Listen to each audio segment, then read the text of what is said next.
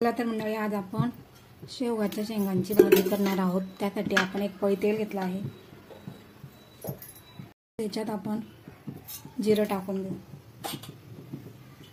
जिरं चांगलं तडतडलं का त्यात आपण तडतडलं आहे। आता आपण त्याच्यात शेवगाच्या शेंगा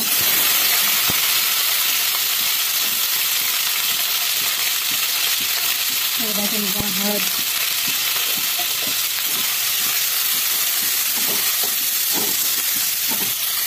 आणि 1 ग्लास पाणी टाकून घेऊ।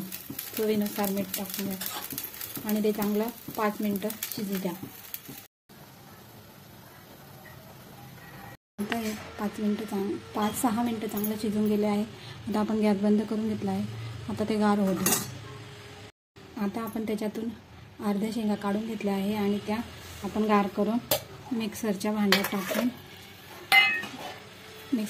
टाकून आपण ते चांगलं 2 मिनिटं फिरवून घेणार आहोत। आपण आहे ना त्या अर्ध्या शेंगा आहे ना आपण मिक्सरमधून काढून घेतल्या आहे आणि अर्ध्या शेंगा राहू दिल्या आहे फोडणीसाठी। आता या शेंगा आपण चाळणीमध्ये गाळून घेऊ। हे खाली असं याच्यावर ही चाळणी घेतली आहे आणि आपण आता ते गाळून घेणार आहोत।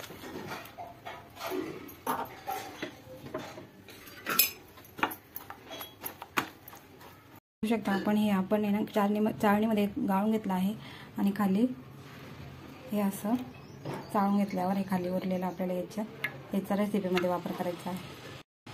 हा मसाला काढून घेतला आहे आपण, खोबरं, कोथिंबीर, लसूण आणि कांदे। चला आता आपण हे मिक्सरच्या जारमध्ये टाकून बारीक करून घेऊ। नंतर कढई आता गरम करायला ठेवली आहे। त्याच्यात आपण 1 पळी तेल टाकून घेऊ। चांगलं गरम झालं आहे। आपण त्याच्यात हा मसाला टाकून घेऊ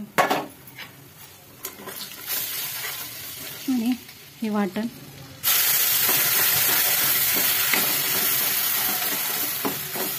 चांगलं तळला गेला आहे। आपण त्याच्यात हे शेंगांचं हे गाळून घेतलेलं हे पाणी टाकणार आहोत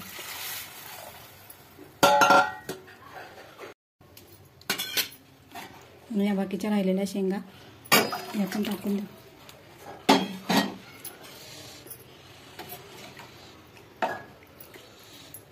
आवडीनुसार तुम्ही पाणी वाढवू शकता। आता आपण त्याच्यात चवीनुसार मीठ टाकून घेणार आहोत। आपण अगोदर मीठ टाकलेलं आहे। आता याला चांगली उकळी काढून घ्यायची आहे।